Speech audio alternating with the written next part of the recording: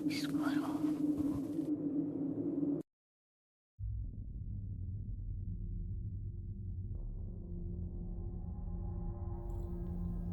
Olá, boa noite, meu amigo.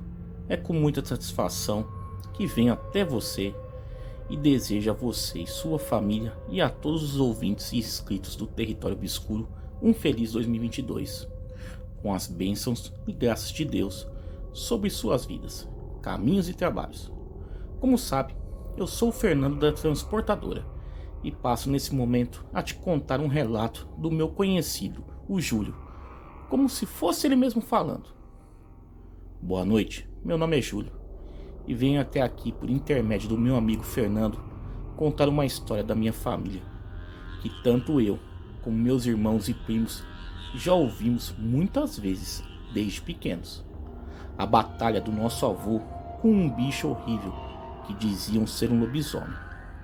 Essa triste história do nosso avô, Samanael, se deu mais ou menos por volta de 1940, pouco tempo depois de se casar com a nossa avó, a Catarina. Eles viviam no estado da Paraíba. Só posso contar isso, porque temos muitos parentes e amigos na cidade e não queremos problemas para ninguém. Então, vou omitir algumas coisas. O meu avô, Samanael, vivia numa fazenda muito boa que herdou do seu pai. Naqueles tempos, morar em fazenda não era sinônimo de luxo e riqueza como hoje, e sim de muito trabalho e dificuldades.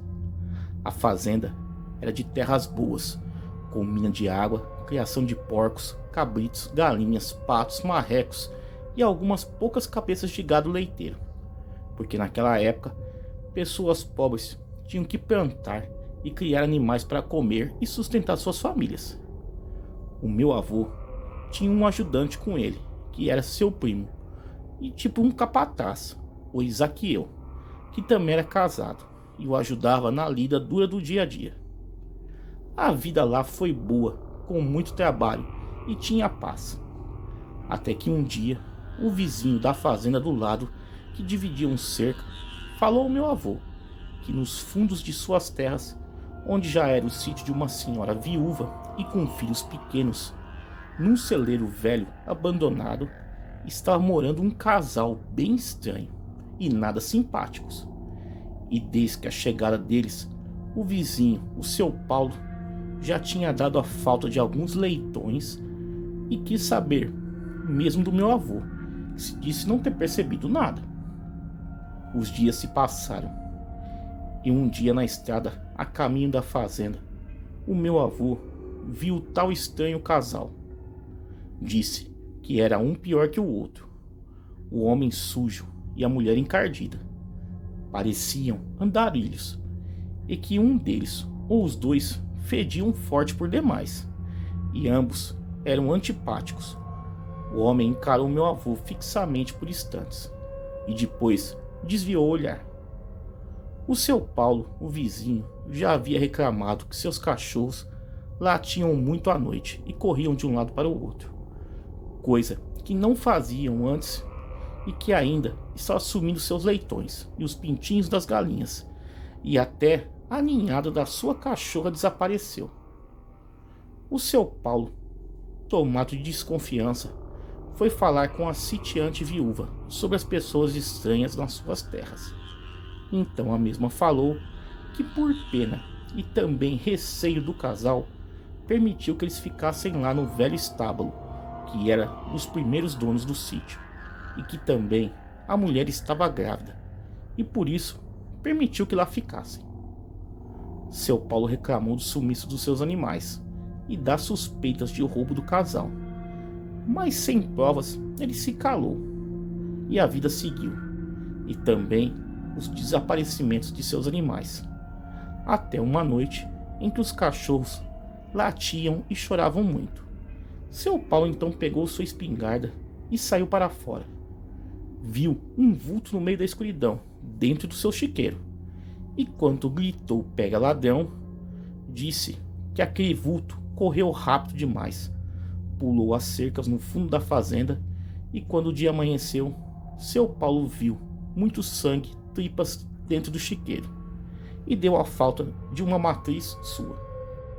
Então não teve dúvidas que eram as estranhas pessoas do celeiro, e foi lá tirar satisfação, e disse ao meu avô que pensou que iria morrer nas mãos do casal, pois eles negaram tudo, ficaram muito bravos, inclusive a mulher pegou uma faca. Porém, vendo que a mesma estava prestes a dar à luz, revelou tudo e foi embora dizendo que daquele dia em diante iria atirar para matar quem fosse roubar seus animais. O problema parou com ele, porém começou com outros sitiantes e fazendeiros.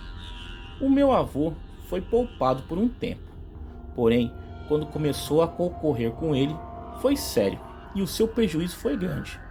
Mas a alegria da gravidez de nossa avó Catarina o fez relevar o infortúnio. Vários animais começaram a sumir e aparecer mortos. Às vezes tinha semanas que nada ocorria e de repente um porco ou cabra simplesmente sumia. Fosse o que atacasse os animais, fazia à noite e no silêncio. Mesmo Isaquiel e meu avô fazendo campana às noites, parece que o ladrão adivinhava e não aparecia. E ao amanhecer, um animal da criação sumia.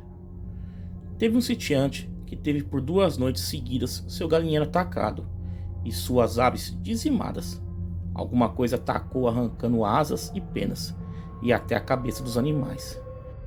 E na 3ª noite de ataques, o homem conseguiu ver um vulto de um homem ou bicho correndo. O sitiante não soube definir o que viu, pois disse que aquilo correu de pé na escuridão e depois correu de 4 patas, pulou a cerca. Então não sabia se era homem ou bicho que desgraçou seu sítio e matou suas criações. Com o nascimento do seu primeiro filho, meus avós ficaram tão felizes que não deram atenção às perdas deles e dos outros fazendeiros. Porém, Isaquiel chamou meu avô uma manhã e mostrou um estrago no chiqueiro, 3 leitões mortos e faltando várias partes da carne no corpo. Parecia que foram mortos a dentadas. Então meu avô resolveu arrumar cães para tomar conta do sítio. Procurou um homem que criava cães de caça. Negociou 3 animais. Porém, os cães latiam muito durante algumas noites, e os da fazenda do seu Paulo também, mas parecia não espantar o bicho, que mesmo assim entrou na fazenda do meu avô, atacando e matando uma cabra, e enfrentando e machucando um dos cães. Durante muitas noites, houve forte briga dos cães, com alguma coisa que os machucava e os arranhava profundamente. Falavam de onça, cachorro do mato, lobo. Mas, depois que um dos cães do meu avô foi morto e teve sua barriga aberta do rabo até a garganta e uma pata arrancada, viu-se que o que quer que fosse era grande e muito perigoso, e muitos fazendeiros ficaram apreensivos, e muita conversa e falatório se espalhou pela região.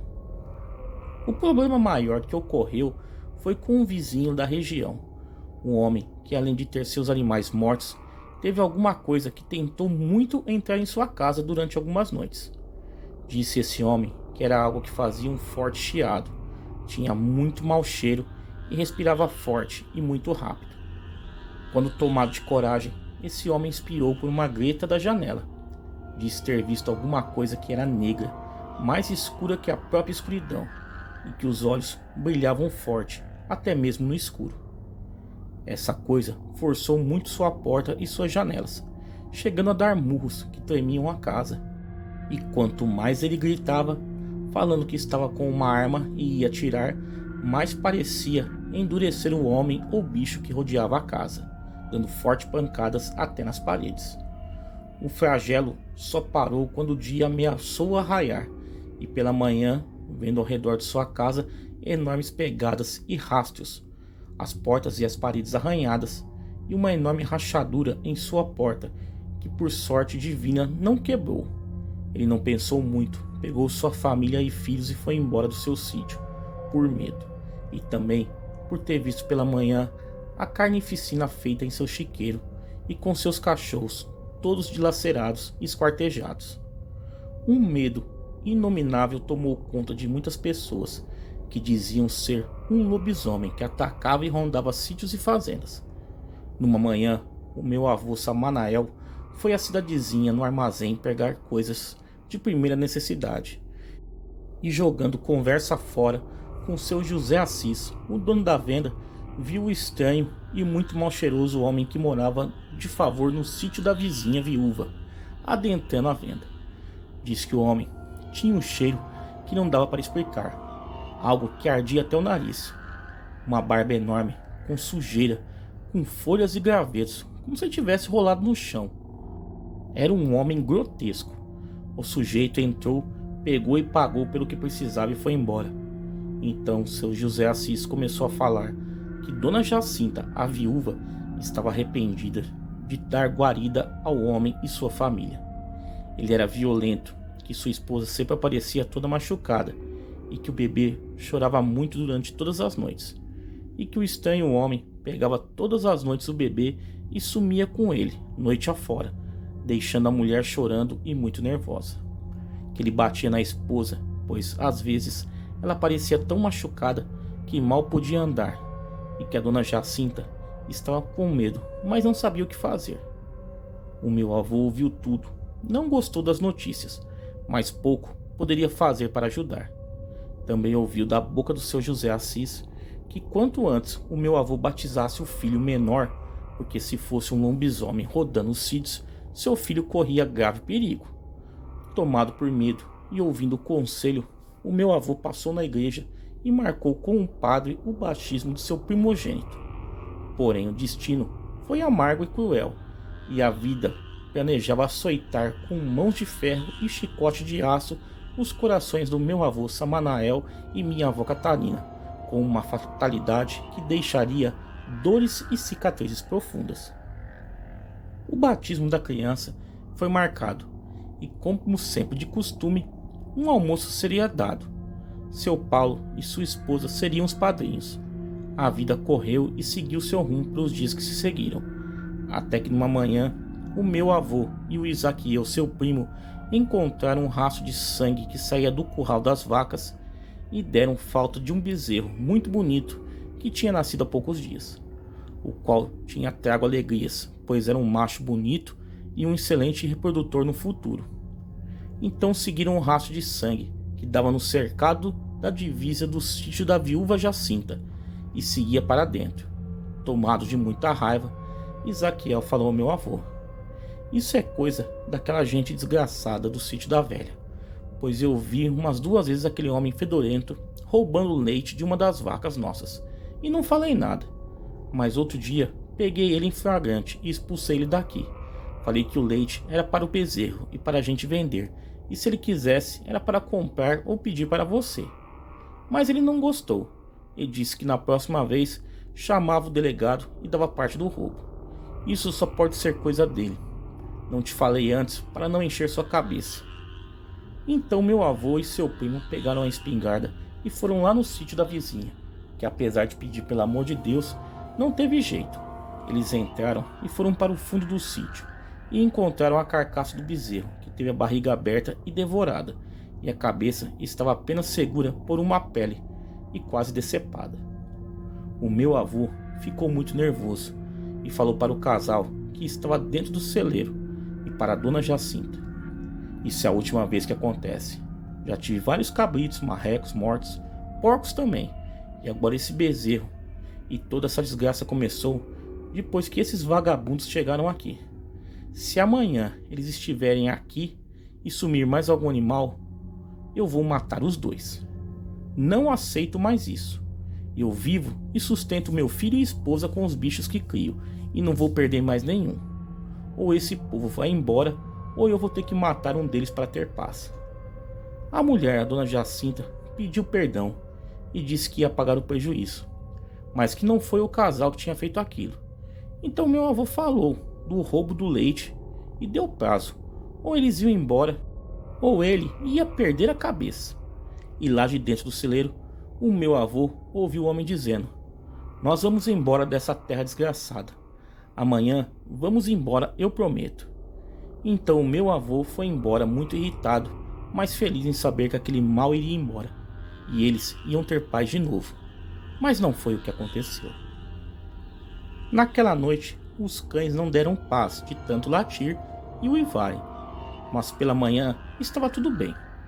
O meu avô e o Isaquiel madrugaram como sempre para fazer o trabalho, e no meio da manhã o meu avô carregou a carroça, pois era dia de levar latões de leite e verduras para a cidade, onde ele vendia e fazia troca por coisas que não tinha na fazenda. Isaquiel ficou dando andamento no trabalho do sítio e protegendo a fazenda. Tudo correu bem, e antes de ir embora se despediu da esposa e foi até o quarto dar uma olhada em seu rebento, que dormia no berço. Ele se chamava Elias. Olhou o filho que dormia calmo e em paz e foi embora. Chegou na cidade e fez tudo o que tinha que fazer. Passou no armazém do seu José Assis e contou o ocorrido e as últimas notícias. E ficou sabendo em segredo que na verdade aquele povo estranho no sítio da viúva Jacinta eram parentes de seu finado marido, que foi um homem bom, porém estranho, e que sumia por longos períodos, e quando moço solteiro tinha a má fama de virar bicho nas quaresmas, segundo as más línguas.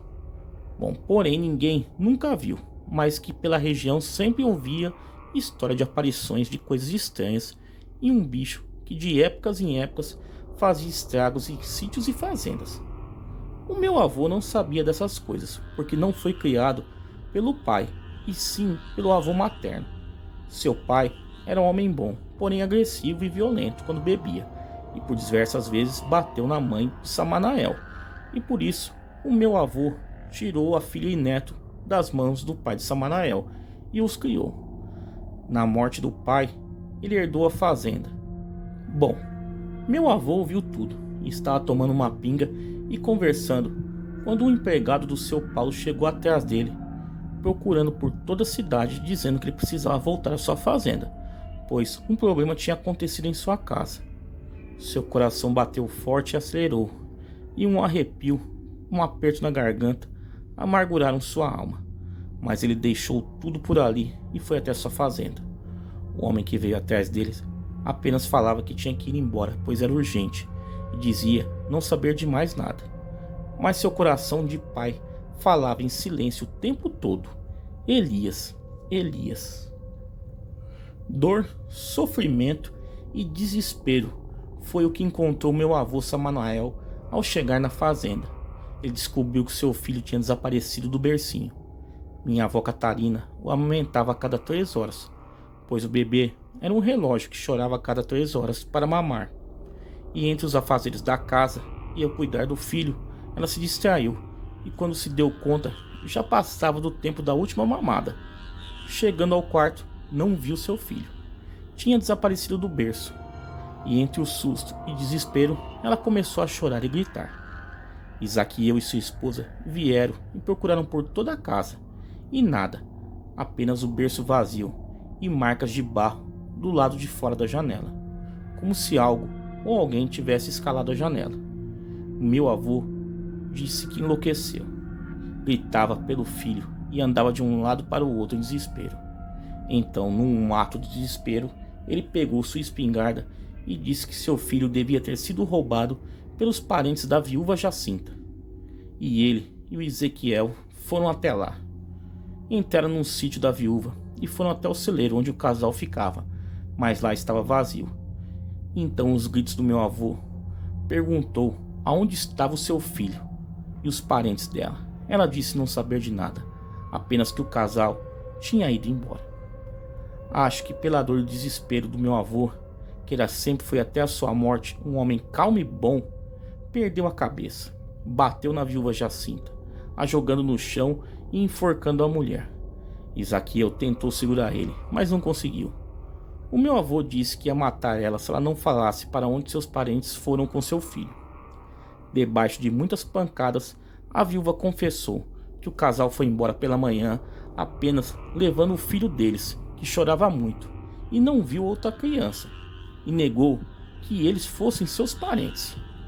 Com a chegada do vizinho seu Paulo, que acalmou a situação, disse a viúva: Dona Jacinta, não adianta esconder. Todos comentam que aquele povo catinguento são seus parentes. Conta o que sabe e para onde eles foram, porque ninguém vai segurar um pai louco atrás de um filho. Se a senhora não quer morrer e deixar seus filhos órfãos, conta o que sabe e vamos atrás deles, porque senão a senhora morre, pois a culpa é sua daquele povo estar aqui. Ou botamos fogo no seu sítio e a senhora vai morar nas estradas com seus filhos.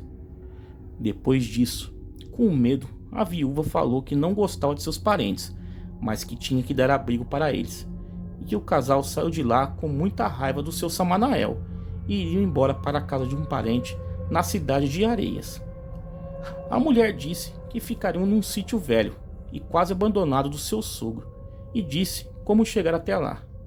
Antes de ir embora, o meu avô falou à mulher: se eu não encontrar o meu filho, some daqui, rapariga velha, pois eu juro que te mato. Tudo isso é culpa sua. Seu Paulo, amigo fiel e futuro padrinho, disse que iria junto.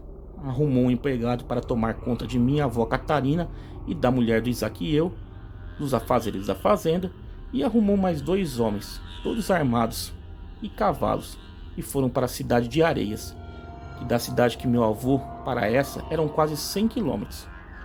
E o casal de ladrões deviam estar bem à frente. Então foram 5 homens a cavalo para lá, e ao entardecer já começava a cair. Foram obrigados a parar a viagem, pois um forte temporal pegou eles no caminho. Conseguiram guarida no sítio de um agricultor já fora da cidade. O forte temporal parou na madrugada, e antes de amanhecer, seguiam para Areias em busca da criança. Ao chegarem em Areias, já no meio da manhã, com algumas informações, conseguiram chegar até o local falado pela viúva. Um sítio no meio do nada, um casebre velho e miserável. Todos apearam do cavalo e foram se chegando sorrateiramente, e viram o tal homem parente da Jacinta, à distância, que limpava a frente do casebre velho. Os homens se dividiram e chegaram de surpresa. O meu avô e o seu Paulo chegaram pela frente e, apontando a espingarda, pegaram um homem que tentou correr, mas quando se viu cercado, parou e gritou por sua mulher, que saiu para fora e já veio para cima de um dos homens, que deu uma pancada nela com a espingarda e a jogou longe. Então o meu avô perguntou do seu filho, e o homem, se fazendo de desentendido, disse: que filho? Aqui não tem filho nenhum, só o meu. Então meu avô entrou no casebre, que parecia um chiqueiro de tão sujo, fétido. Andou pelos cômodos e viu o filho do casal dormindo no chão, enrolado num pano velho. Lá de dentro, ele ouvia seu primo e seu Paulo dando uma dura no casal e mandando eles falarem a verdade, que era melhor, e eles negando, dizendo não saber de nada. Poderiam até ser inocentados, se não fosse o fato do filho deles estar usando uma roupinha que era do Elias, feita pela própria mãe, e o tecido comprado pelo meu avô na cidade. Ao ver aquilo, o meu avô enlouqueceu e revirou tudo na casa, e encontrou também jogada no chão uma medalhinha de Nossa Senhora das Graças que seu filho usava no pulso. Então meu avô foi lá fora e bateu no homem, obrigando ele a dizer onde estava seu filho. Mas o maldito não falava nada, apenas olhava assustado para sua esposa. Então meu avô e Isaquiel deram uma surra nele, de socos e chutes, e quando o homem gritou pedindo pelo amor de Deus para parar de apanhar, que lhe ia contar, sua mulher partiu para cima de um rapaz, o mordendo, arrancar um pedaço do seu braço. Então o rapaz bateu na cara dela com a coronha da espingarda, e ela caiu no chão. Seu marido então falou: a culpa não é minha, eu não pude fazer nada para ajudar o menino, não fui eu quem matou ele. Naquele momento, o meu avô Samanael perdeu o juízo e partiu para cima do homem e bateu nele, o espancou até a morte. Quando os homens conseguiram tirar meu avô de cima do homem, o pior já tinha acontecido. O homem estava com a cabeça quebrada, a cara afundada de tantos murros. Quando se deram conta, a mulher tinha sumido. Foram atrás dela, porém nada. Então, apesar da dor e sofrimento, nada tinham a fazer. Andaram pelo sítio e procuraram uma cova, algum buraco recém-cavado, para encontrar o corpo do bebê. Porém foi em vão. Tinham que ir embora, então fizeram um curativo no braço do rapaz, e numa última tentativa, fizeram uma tocaia para pegar a mulher, pois o seu bebê chorava em desespero dentro da casa. Dizem que ficaram por quase 3 horas escondidos e nada de ninguém aparecer. Então resolveram ir embora e deixar a criança lá mesmo. Era um menino com alguns meses a mais que o Elias, uns 8 meses. Montaram nos cavalos e foram embora, e um dos homens disse ao meu avô: se eles mataram seu filho, deixa o deles ali para morrer gritando. Mas meu avô não teve coragem para tanto e resolveu voltar na casa com Ezaquiel, e então pegou o menino, que na mesma hora cessou o choro, e seu primo colocou fogo no casebre. Foram embora. E meu avô disse aos demais: vou entregar esse infeliz em algum lugar ou na igreja. Ele não tem culpa de ser filho de 2 vagabundos. Porém, no meio do caminho, não encontraram muita coisa. E na igreja da cidade, o padre não quis aceitar a pobre criança, pois não tinha orfanato lá. Vieram embora e até ofereceram o menino para um casal na estrada. Porém, os mesmos disse que não tinham comida para eles e muito menos para uma criança. E por pena, o meu avô não o deixou em qualquer lugar e acabou trazendo ele para sua fazenda. Porém, não o queria na sua casa. Ezaquiel, que já tinha 2 filhos, levou o bebê para sua casa até arrumar uma solução para o problema. Minha avó Catarina sofreu muito a perda do seu único e primeiro filho. Teve tristeza profunda, e o meu avô também. Tinha dias que não saía da cama e não comia e nem bebia nada. E graças à amizade de seu primo Ezaquiel e do seu Paulo, os 2 sobreviveram. As suas mulheres mandavam comida e cuidavam da casa e faziam comer. Depois de alguns dias, o meu avô começou a reagir um pouco e voltou ao trabalho, tentando dar ânimo à vida. Na casa que agora tinha o silêncio da morte, algumas vezes foi até a casa do seu primo ver a criança sem nome. Até então, Dona Jacinta, com muito medo, tinha saído do seu sítio, e nas passagens dos dias difíceis e dolorosos, um dia o meu avô, falando com Ezaquiel em sua casa, viu o bebê no colo de sua esposa, a Ruth, que olhava para ele e sorria, e jogava o corpinho para a frente, para o lado do meu avô, querendo o colo. Meu avô saiu e não quis pegar ele, porém isso aconteceu outras vezes, e teve uma vez que não teve jeito, e ele pegou o menino. E foi amor à primeira vista. O menino olhava sorrindo e passava a mãozinha em sua barba e na sua boca. Naquele momento, meu avô disse que sentiu alegria no coração de novo. E depois de muito tempo, deu um sorriso. E quando apareceu um casal querendo levar o menino, ele pediu uns dias ao seu primo e levou ele para minha avó conhecer. Ela se apaixonou pelo menino, que era sorridente, manso, calmo e, como por um milagre, uma bênção de Deus. A alegria e o sorriso e a vida voltaram para dentro da casa. O meu avô achava que minha avó Catarina ia odiar a criança, filho de seus algozes, mas Deus agiu ali e transformou a dor em paz, tristeza em alegria e o imenso vazio em plena satisfação. Então o menino ficou em sua casa e foi chamado de Bento de Jesus. O batismo de Bento foi marcado, e um belo almoço e uma festa foi combinada. No dia marcado, seu Paulo e sua esposa e meus avós foram até a igreja batizar a criança. Tudo ocorreu bem, até o momento do padre jogar a água benta na criança no colo dos padrinhos. Ao fazer as orações e jogar a água na cabeça de Bento, o menino, seguindo meus próprios avós contaram, estremeceu e chegou a entortar os olhos. Foi um grande susto, parece que a criança estava morrendo. Bento chegou a ficar imóvel por alguns segundos, causando um grande susto e desespero. Mas como que por um milagre, de repente, abriu os olhos e voltou a mexer as pernas e braços. Foi como se ele tivesse desmaiado. Por esse motivo, o padre deu uma bênção especial e orou em latim, fazendo imposição das mãos sobre a criança. E tudo foi bem de ali adiante. Bento, como o próprio nome diz, era uma bênção. Cresceu forte, era bom, obediente, inteligente, muito amoroso, apegado ao pai desde pequeno. Gostava de ir para a lida, acompanhando o pai e o Ezaquiel. Depois de Bento, meus avós tiveram mais 3 filhos homens. Dona Jacinta voltou ao seu sítio.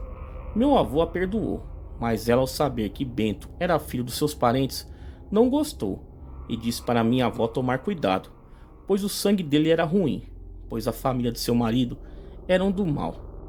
Então minha avó Catarina a repreendeu, mandando ela nunca mais falar tal coisa, pois ela também tinha filhos com o sangue da tal família, e que o mal está no coração e na alma, e não no sangue. Na doença de um dos meus tios quando crianças, meus avós conheceram por intermédio de seu Paulo um benzedor e curador, o seu Vitorino, o qual fez muita amizade com meus avós e disse que Bento era um menino especial, que teria vida muito longa. Bom, até mais ou menos os 11 anos de idade do Bento, houve muita paz na fazenda. Até no final de uma manhã, com a chegada de um velho homem corcunda, cabelos e barbas brancas, e muito simpático, que bateu palmas na porteira pedindo água e comida. Então, pela bondade de coração dos meus avós e pela idade avançada do homem, ele foi ajudado. Entrou na fazenda, tomou água, fez uma refeição no alpendre da casa dos meus avós. Foi acolhido com boa vontade e respeito. Descansou, pois disse que estava de passagem e tinha sido roubado na estrada. Conheceu toda a família dos meus avós, desde o primo Isaquiel, e antes de sair, embora deu de presente uma estátua do Santo Onofre, segundo ele, de presente aos meus avós para abençoar a casa. Eis aqui eu pegou a carroça e o levou até a cidade. Daquele dia em diante, todos tiveram muitos pesadelos, e a criança acordavam assustadas, chorando a noite toda. Falavam de vultos e alguém andando pela casa. Porém, quem caiu de cama do nada foi Bento, que jamais teve alguma doença na vida. Teve febre, dores no corpo e muita fraqueza. Foi levado ao médico, mas não teve melhora. Então o seu Vitorino foi chamado, e ao entrar na casa, foi jogado contra a parede, derrubando quadros e móveis, e incorporou o seu guia, que disse: aqui nessa casa entrou uma pessoa muito ruim, das trevas. Aqui comeu e bebeu, e foi embora, deixando uma mandinga e um malefício que afetou o menino, um presente cheio de maldade. Naquele momento então meus avós falaram do homem velho e mostrou o seu presente. O guia do seu Vitorino então mandou acender uma fogueira no quintal e jogar no fogo a imagem, e enquanto ela queimava, o credo deveria ser rezado. E assim foi feito. E dizem que a imagem do santo pegou fogo, e essas chamas eram vermelhas e subiam alto. Dava estouros, como se tivesse pólvora dentro da imagem. E depois de um forte cheiro de enxofre, subiu da fogueira. Naquele mesmo dia, Bento melhorou e saiu da cama, e no dia seguinte já estava de pé na lida com seu amado pai. O guia espiritual disse que mais uma traição estava a caminho, pois o velho que tiveram pena era do sangue da primeira família do Bento, que queriam fazer um mal ao menino. Meus avós tomaram todos os cuidados. Bento só ia para a escola com o seu pai ou seu primo Isaquiel. Num final de tarde, depois de ir para a cidade com o pai de cavalo, Bento e meu avô tinham conversado pelo caminho da estrada, quando o cavalo do meu avô empacou e se agitou, empinando toda hora. Então, atrás de uma moita, pulou um bicho que ninguém nunca viu igual. O cavalo do meu avô empinou, derrubando ele no chão, fazendo ele bater as costelas numa pedra, que causou muita dor. Saiu correndo estrada fora, e o cavalo de Bento empinou, mas não o derrubou. Era um bicho com pelo grosso preto, tinha uma corcunda nas costas, sua traseira era alta e sua cara ficava no chão. Parecia um cão deformado com feições de gente. Aquele bicho tinha braços longos, igual de gente, e andava apoiado nos cotovelos. Suas mãos tinham unhas enormes, ficavam voltadas para cima e balançavam-se de um lado para o outro. Seu corpo parecia endurecido, pois ele se mexia com dificuldade. Tinha as orelhas grandes e caídas na cara. Mas o que mais marcou meu avô foram os olhos, grandes e amarelados, que olhavam fixamente. A boca era beiçuda grande, com os dentes encavalados para fora. O meu avô viu tudo isso, apesar da dor nas costelas. Quando o bicho se movimentou vindo para cima dele, o seu filho Bento puxou uma faca da cintura, que apesar da idade já usava, e entrou na frente do demônio deformado.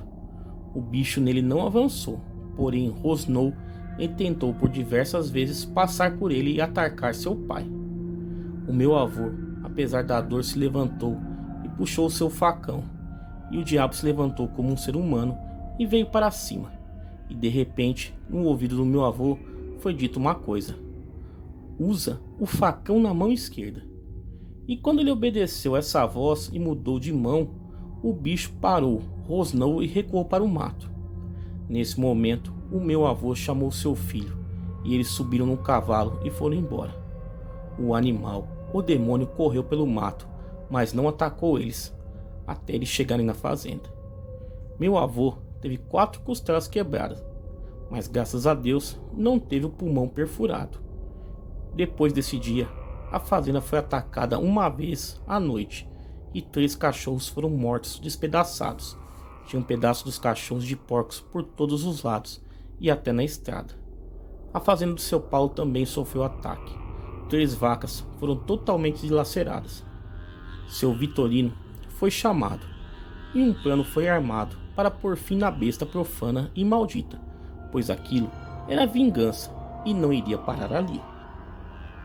Seu Vitorino tinha muitos conhecimentos, amansava animais bravos e até apaziguava brigas de homens valentes. Era benzedor das antigas e conhecia muitos segredos. Ele tinha um punhal com cabo de osso de animal, trançado no cabo com couro de boi e que tinha sido banhado no sangue de carneiro. Isso era o que as pessoas falavam, mas tudo que ele benzia ou uma doença que ele cortava com o punhal na oração era de verdade curada, ou o mal resolvido. Ele veio para a fazenda do meu avô e ficou por lá, pois queria resolver a matança da fera. E numa noite, perto da meia-noite, o demônio apareceu uivando e apavorando os animais. Rondou a casa, pois todos ouviam seu galope pesado e aquela respiração cansada. E como nunca feito antes, ele avançou sobre as portas e janelas, dando fortes pancadas, passando as garras nas mesmas. Seu Vitorino pediu calma e silêncio, e todos puderam ouvir que aquela desgraça entre seus rosnados soltava um resmungo parecido com uma pessoa. Então ele disse: esse maldito está amaldiçoando a família e conjurando essa terra. Está fazendo maldição contra a família. Mas hoje aqui comigo eu não sou cabra e homem decidido. Então seu Vitorino começou a fazer suas orações e abriu uma janela e gritou: em nome do Divino Espírito Santo, eu quebro sua força. Vai-te embora e volta aqui amanhã para pegar o saldo que você precisa. Na mesma hora, o bicho parou de correr, uivou e foi correndo embora. Então tudo foi preparado antes do amanhecer. Isaquiel pegou seus filhos, o Bento e seus irmãos e levou para a fazenda do seu Paulo. Ficaram toda a manhã na espreita, esperando a pessoa amaldiçoada vir. Seu Vitorino disse que a pessoa era obrigada a vir mesmo, que não quisesse. Viria, pois seu encanto fora quebrado, e seria traga de volta para receber o seu pagamento. Já perto do meio-dia, ouviram palmas em frente da casa. Então seu Vitorino saiu pelos fundos com Isaquiel, e meu avô abriu a porta e deu de cara com a mulher, a que há anos atrás eles foram atrás para a cidade de Areias, atrás de seu filho Elias. A mulher estava imunda, suja, fedorenta, roupas sujas no corpo e rasgada. Olhou fixamente para o meu avô e disse: eu vim buscar o que você me prometeu, seu miserável. Nesse momento, seu Vitorino e Isaquiel cercaram a mulher que tentou correr. O meu avô ficou chocado, pois ela era o lobisomem, e seu marido que lhe bateu até a morte era também. Bom, seu Vitorino mandou meu avô pagar o sal da mulher e, segurando ela pelos braços e cabelo, junto com Isaquiel, fez uma oração e disse à mulher: estou quebrando o seu encanto e o seu pacto com Satanás. Você vai embora, levando o que é seu com você. E nesse momento, seu Vitorino enfiou a ponta do punhal na barriga da mulher e disse: "Estou derramando seu sangue, quebrando sua força e encanto. Nunca mais você há de voltar aqui, e se voltar, será mansa como um cordeiro para o matadouro. Você não vai passar seu pacto com Satanás para ninguém daqui. E de hoje em diante, você há de todas as noites, até o fim da sua vida, de correr 7 estradas de terra, 7 cemitérios, 7 igrejas, 7 encruzilhadas, mesmo que seja de arrasto, com os pés em carne viva. Te condeno e obrigo a fazer isso, porque eu derramei o seu sangue aqui." A mulher gritou, se jogou no chão, se contorceu, mas pegou o seu sal e foi embora. E naquele momento, seu Vitorino falou ao meu avô: "Seu amor por seu filho e o dele por vocês salvou a vida dele, graças a Deus. A família dele vira lobisomem por causa de um pacto, por ganância. Um antepassado fez o pacto para ter dinheiro e enriquecer. Conseguiram isso, mas o diabo é sujo e traidor. Então todos estão condenados a virar bicho até o fim da vida. E toda a família já morreu matada. Agora ficou a mulher que pariu o menino Bento, pois esse não merece ser chamado de mãe. E seu avô e eles queriam passar o pacto para o menino, porque morrer sem cumprir isso é sofrimento e tormento no inferno. Ou então não morre, fica vagando até os finais do tempo, em sofrimento." Nunca mais a tal mulher apareceu, e nem o velho Corcunda. Eles tiveram paz na fazenda. Depois disso, minha avó Catarina ainda engravidou outra vez, e teve mais 9 filhos no total. Meu pai, o 6º filho, sempre disse que Bento, de todos, foi o melhor dos filhos. Tinha um amor e uma amizade profunda pelo pai. Companheiro fiel, amigo e amoroso. Foi o presente que Deus deu pela perda do Elias. Meus avós morreram com um ano de diferença. Minha avó Catarina em 1984 e meu avô Samanael em 1985, já bem idosos, mais lúcidos. Meu tio Bento teve 6 filhos e teve vida normal, graças a Deus. Homem bom e maravilhoso. Ele foi o único que continuou nas terras de nossos avós. Hoje ele tem, acho que 84 anos de idade, muito forte, e trabalha até hoje com criações e ajuda a família. Bom, obrigado, meu amigo, por contar o relato do meu amigo Júlio e dos acontecimentos com sua família, que nos mostra que Deus é o único Senhor e que ele não precisa de pacto ou acordos nefastos para ajudar um filho ou agir na escuridão. Se você tem fé e amor nele, ele te livra, te salva e liberta, e tem o poder de transformar uma maldição em bênção. Manda um salve aí para o meu irmão Francisco, por favor, meu amigo, seu fã do canal e da sua narração. Tá aí, galera, mais um relato aí sensacional enviado ao canal. Um salve aí, meus amigos Fernando e Francisco aí, que sempre estão aí acompanhando o canal. Galera, quem tiver relatos iguais a esse, quiser enviar ao canal, o e-mail está aparecendo na tela e também está na descrição do vídeo. Galera, me sigam lá nas redes sociais, Facebook, Instagram, Twitter, todos os links aí embaixo na descrição desse vídeo. Galera, muito obrigado e até a próxima.